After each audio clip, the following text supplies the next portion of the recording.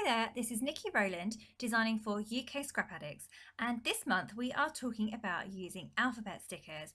Now, if you're anything like me, you'll probably have hundreds and hundreds of alphabet stickers or thickers in your stash, and so many of them are only partly used, and some of them are not even touched at all. So this month we're all looking at different ways of using those alphabet stickers. So for me, I've chosen to go for some thickers, and I've chosen to alter them rather than just use them in their original format. So if you have some sets in your stash that don't really work for you, you don't like the color, or they're just plain white and that's too boring, as they mostly are for me, then this is a great way of reusing them or making them suit what you want. So anyway, I'm just starting off by using the Crate Paper Oasis collection, and I've put a background together with a piece of white cardstock and a yellow diagonal print behind it as a border, and I'm just building up my whole layout using a whole bunch of ephemera. I haven't used much of the Oasis collection, so I have an awful lot of it to play with, and there's loads of stuff in the ephemera kit which I've really enjoyed building this layout with. I just couldn't make those frond branches down the bottom with the flamingo work, so I resorted to fussy cutting some flowers from a piece of one of the floral papers, and poking some flowers in down there as well, which I think looks much better, and I'm much happier with that cluster now. So just getting everything stuck in place. And you can see that I've left quite a big space underneath the big cluster, and to the right a bit, for my title. So I do plan to use a reasonable amount of alphabet stickers in that space, which is why it's such a large gap at the moment. I absolutely love these Bramblefox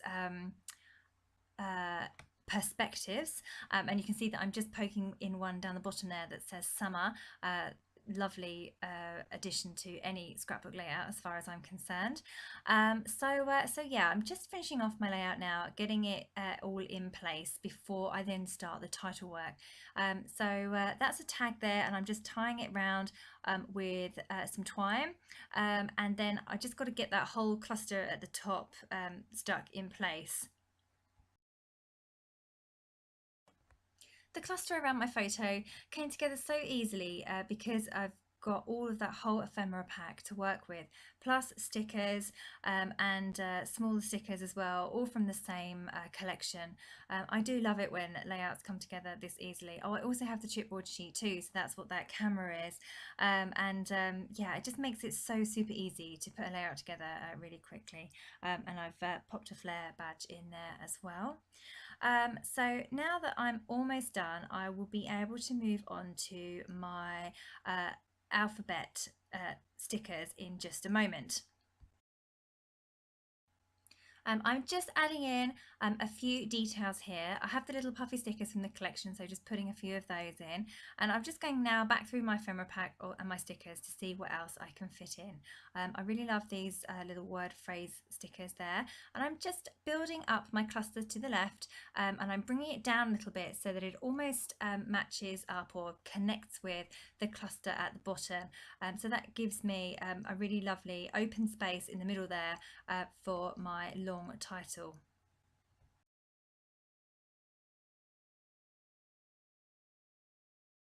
So because of this month's theme, which is to use alphabet stickers, I went through my older stash of thickers that I haven't touched for quite some time, and I found these white thickers that were untouched, unused. I haven't even used a single letter from them. It's a font that I'm really keen on. I really like it. It's one that I've got in several different colours, but these white ones for some reason have just not ever been touched. So I thought, ideal, I want a long title, I'll use a set of untouched stickers in order to do that.